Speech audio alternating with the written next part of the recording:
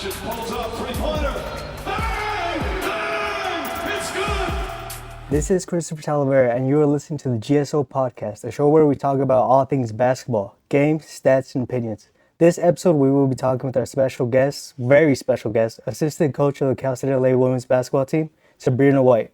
We'll be talking about her pivotal role in ascending the team to the second division in the NCAA basketball, the importance of defense, and we'll also get into the hype of the 2023 NBA draft's projected top big, Victor Wembanyama. And so I want to start off by talking about you, Coach White. You were a high school basketball varsity girls coach at the Garden Grove Unified School District from 2006 to 2015, right? Yes. Yeah, and you led a rebuild and actually won your first championship in 32 years in 2011. So what was that like for you? It's nothing like building something from the ground up. Part of my whole entire career has been building nothing into something, kind of like my niche.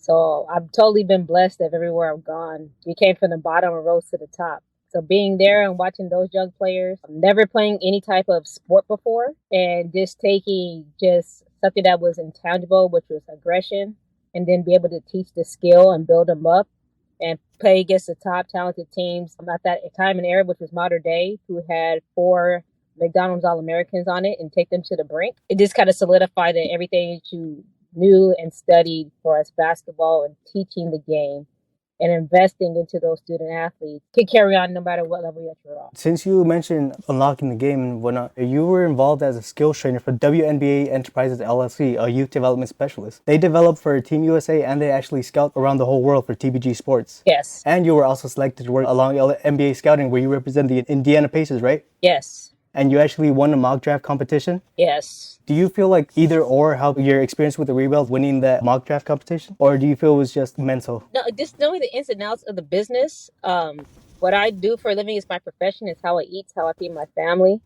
It's so easy for people to just be fans and just blurt out whatever they want to blow out because there's no consequence behind it. For people like myself, it's definitely we're studying, we understand contracts, we understand the analytics and the numbers and how we project.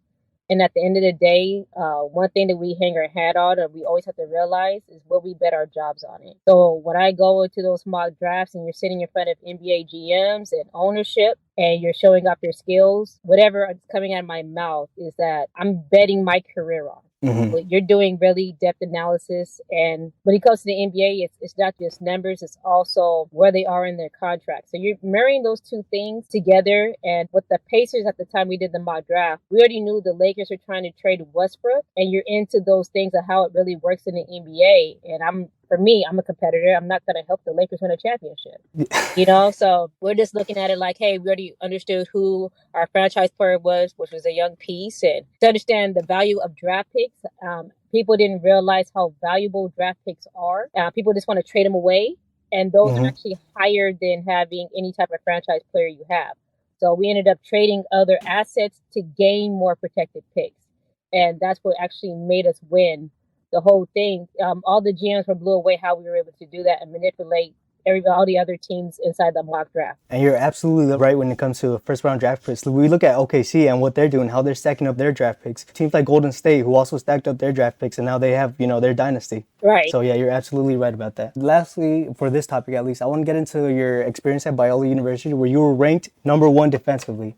You reached the most wins in program history, and you might have a short career at Cal State LA as of now, but do you feel like defense was one of the best catalysts for ascending into that second division NCAA? We have a lot of talented players, but normally when you go recruit, of course, everybody's looking at numbers. How many points can you score? Are you a top rebounder? Those things, those are normally offensive numbers. This is not football where you can just yank somebody off the court. You have to play both ends of the floor. So the part of winning a championship, rebounding runs rings, and defense helps win it as well. So my thing is you can't be on the floor without playing defense. And you're going to challenge those players to take on that challenge. We're also blessed here at Cal State LA that we have an NBA world champion on our coaching staff, which is Meta World Peace. Our players get to have a former two-time defensive player of the year in the NBA, in the air, given his nuances and our schematics and how we build as a coaching staff. So it's just an amazing piece. Biola, it was just coming in as a new voice and just homing in on, you have to play defense. If you win anything, if that's what you really want here, because at this point of age, these players just want to win. You got to buy defense. And if you don't play defense, because there's also a defensive number that we can look at, you're not going to play. You won't be seeing the floor. So they always ask, Coach, what could I do better? It's always going to be the defensive number. You can't stop the man in front of you, and you're not getting buckets. There's no way. Just out there doing cardio. Exactly. And with this in mind, I would like to shift fully over to that lost start that you seem to have, unlocked fully in defense. As a defensive specialist, how do you feel about the increase of youth teams that seem to think, oh, if we have enough offense, who needs defense? A la James Harden, Kyrie, or KD Nets. I don't think it's that. I think it's a lot of coaches that don't know how to teach it. Yeah. I honestly think it's that. And a lot of times these players in the off season, they don't work on defense. One of the things that people don't understand about Kobe, and a story that I've heard hands-on, that I had friends in the gym with him where he spent workouts where he did not touch the ball. He came into a gym and say, there's about 15, 20 guys in there and on a run. Hey, I'm going to play you one-on-one and only play defense. And, hearing stories like that and be able to hold men like, okay, like you may not want to be Kobe Bryant, but that's one of the best players that's ever played this game and was doing it. So why aren't you? Things of that nature of how you unlock things on different teams, and, those NBA players that go to that route, they understand that their check is about scoring. They have other guys on their teams and roles that will play defense. So that's another thing within the business, that when you're looking at those numbers and those players and they want to be like that, it's on the confines that it is an entertainment business and they're playing their role. Perfect mention that you do of Kobe, because I wanted to mention that while we're on the topic of super teams, the KD era Golden State Warriors, many people don't know, or they choose to ignore at least, is that they locked up, Yes. They had all that talent, but they locked up. When even KD, he left that team as an all defensive level type defender. Yes. That goes to show, what do you feel when you see even the elite of the elite going back to the basics, defense?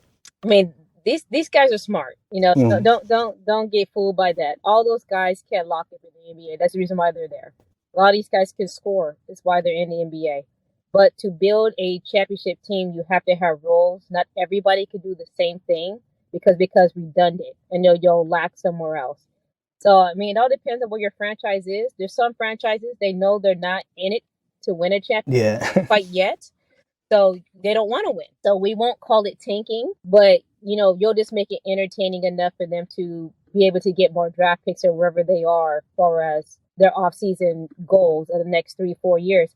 But at the end of the day, those owners want to, make money. And making money wins and putting butts in seats like any other sales job. So we would love for everybody to play defense, but the casual fan does not want to see it. They want to see points.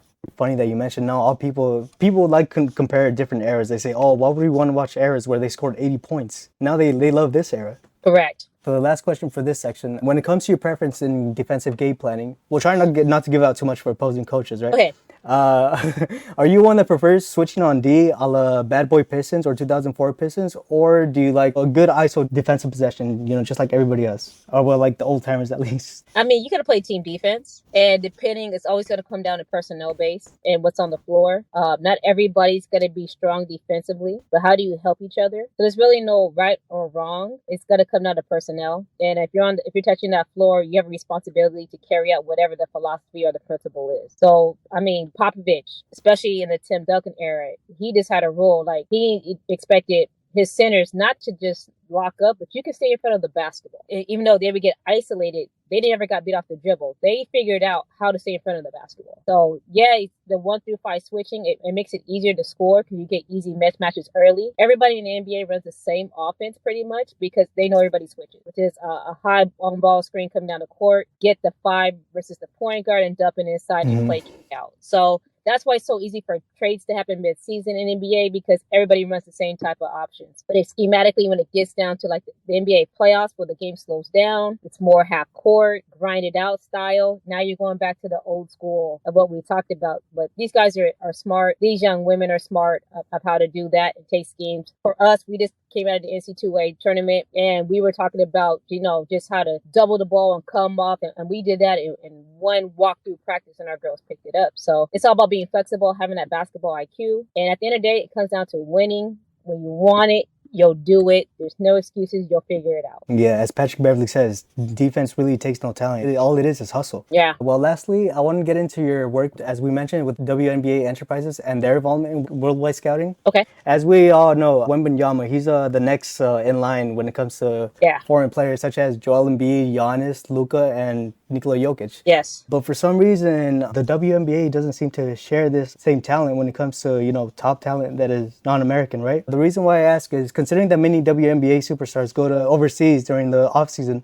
why do you think it is that we lack non-American players or stars in the WNBA as compared to the NBA? Do you think it might be a lack of scouting? No, it's actually kind of a little bit backwards. Lauren Jackson, Australia, Hall of Famer, played for the Seattle Storm. She was one that was able to translate. She played when she was 16 years old against Lisa Leslie, a two-time champion with the Storm. She was one that was able to cross over, had a back injury, and had to retire young. But she's still a bucket right now. She just played last year at 4 years old and had a 40-point game. But you got to remember, for women's basketball, it always comes down to your country. The United States is the only country where women's rights is forward thinking. So for us, our young girls are able to play sports and have the freedom to speak and to grow and to be educated, versus other countries, they are suppressed. So why you're not seeing that crossover?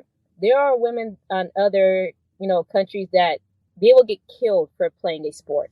If they're going to play for their country, they're only playing for their national team, and they don't have rights to even go out. I can speak for myself, being around the Chinese pro teams and having a WNBA player that was over there training. They have to ask permission to go out after a game, versus my American player, we could just go. It's completely different. Also, the evolution of basketball. We played the game longer here for us women, and growing and food and straight training and recovery.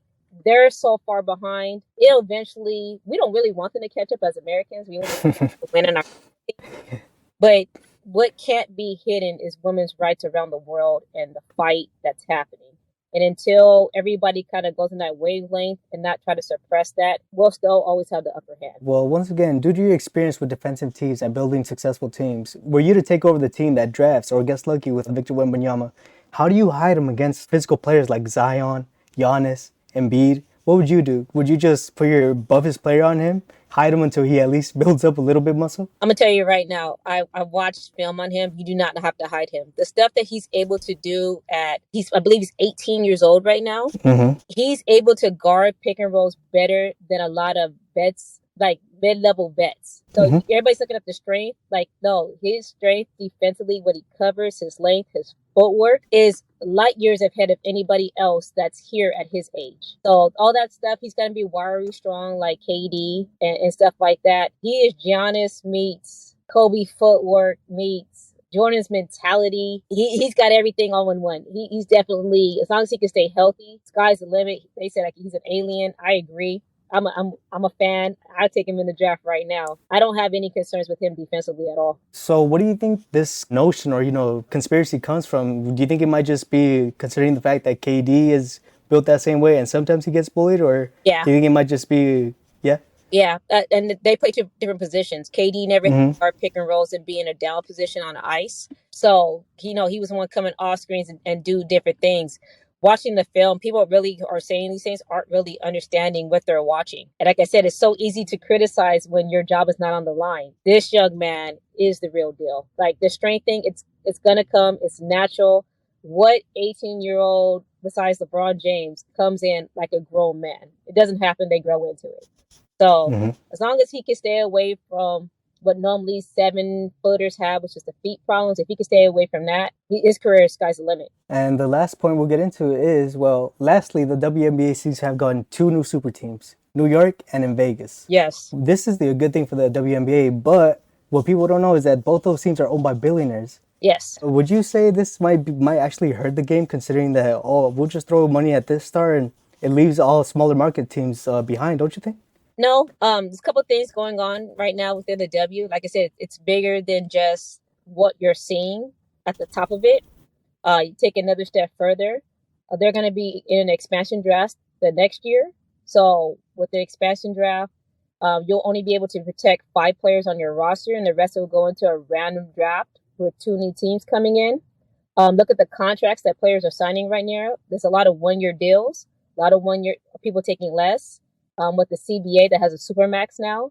So people are really betting on themselves and putting together these rosters. So there's a couple things that you're looking at. Like, yeah, a lot of those teams that are making super teams, you got a lot of vets in their last years of their career, and they're trying to, add another chip on their resume or whatever they're trying to do. But with that expansion draft, it's going to dissipate what's going to happen. So this is kind of like lightning in a bottle that's happened. All the teams are creating flexibility from here on out, and it's going to be exciting. I know we're going to have stuff to watch. We have a lot of young players. It's a new generation.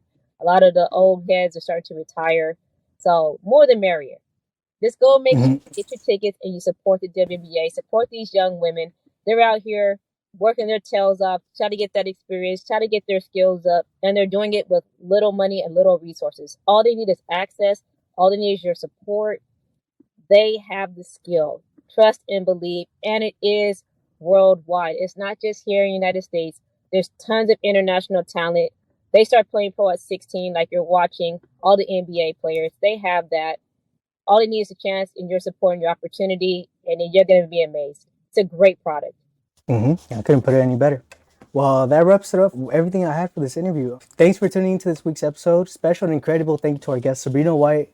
And to close this out, Coach White, would you like to let the audience know what's next for the CSULA basketball team, women's basketball team? We're about to hit our off-season swing, but always stay tuned to our Instagram. It's Cal State Women's Basketball.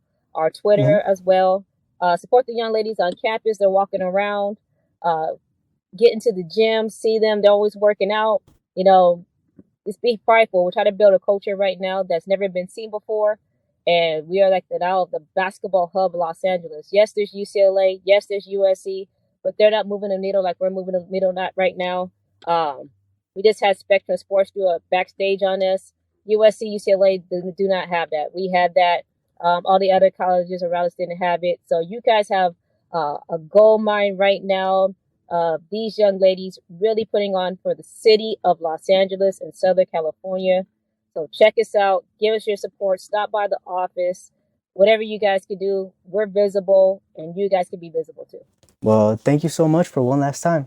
Excellent. Thank you so much. Thank you for having me.